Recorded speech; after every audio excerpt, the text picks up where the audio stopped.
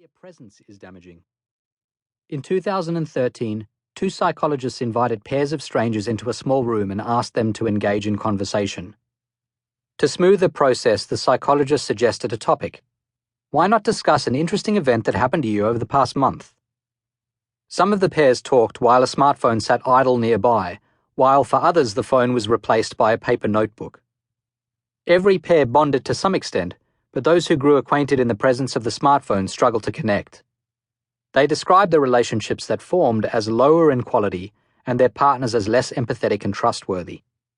Phones are disruptive by their mere existence, even when they aren't in active use. They're distracting because they remind us of the world beyond the immediate conversation, and the only solution, the researchers wrote, is to remove them completely. Smartphones aren't the only culprits.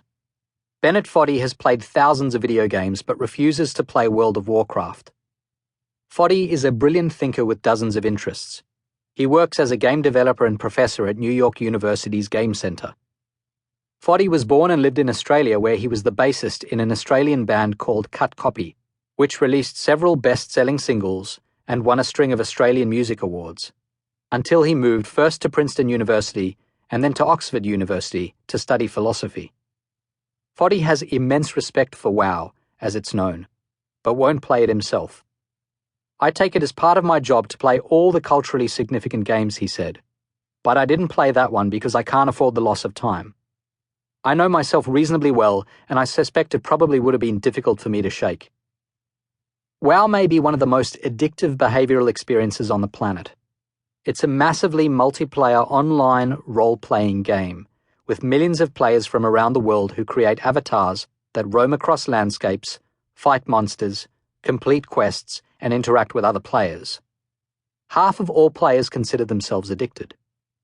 An article in Popular Science described WoW as the obvious choice when searching for the world's most addictive game. There are support groups with thousands of members, and more than 250,000 people have taken the free online World of Warcraft addiction test. In 10 years, the game has grossed more than $10 billion and attracted more than 100 million subscribers. If they formed a nation, it would be the 12th biggest on Earth. WoW players choose an avatar which represents them as they complete quests in a virtual world called Azeroth. Many players band together to form guilds, teams of allied avatars, which is part of what makes the game so addictive. It's hard to sleep at night when you know 3 of your guildmates in Copenhagen, Tokyo, and Mumbai are on an epic quest without you. As we chatted, I was struck by Foddy's passion for games. He believes without a doubt that they're a net force for good in the world, yet still refuses to sample the charms of Azeroth for fear of losing months or years of his life. Games like WoW attract millions of teens and young adults, and a considerable minority, up to 40%, develop addictions.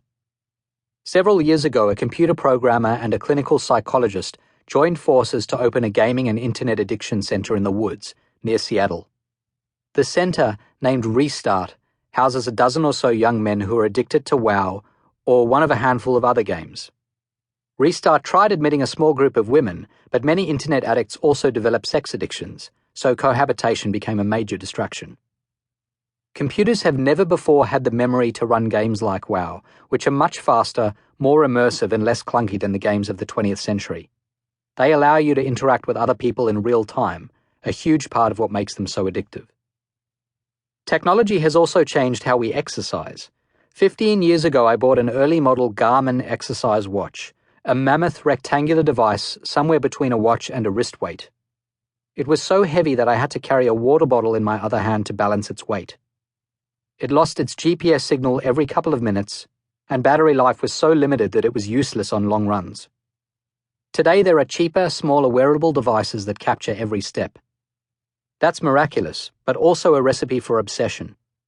Exercise addiction has become a psychiatric specialty because athletes are constantly reminded of their activity and even more so their inactivity. People who wear exercise watches become trapped in a cycle of escalation. 10,000 steps may have been the gold standard last week, but this week it's 11,000. Next week, 12,000, and then 14,000. That trend can't continue forever, but many people push through stress fractures and other major injuries to seek the same endorphin high that came from a much lighter exercise load.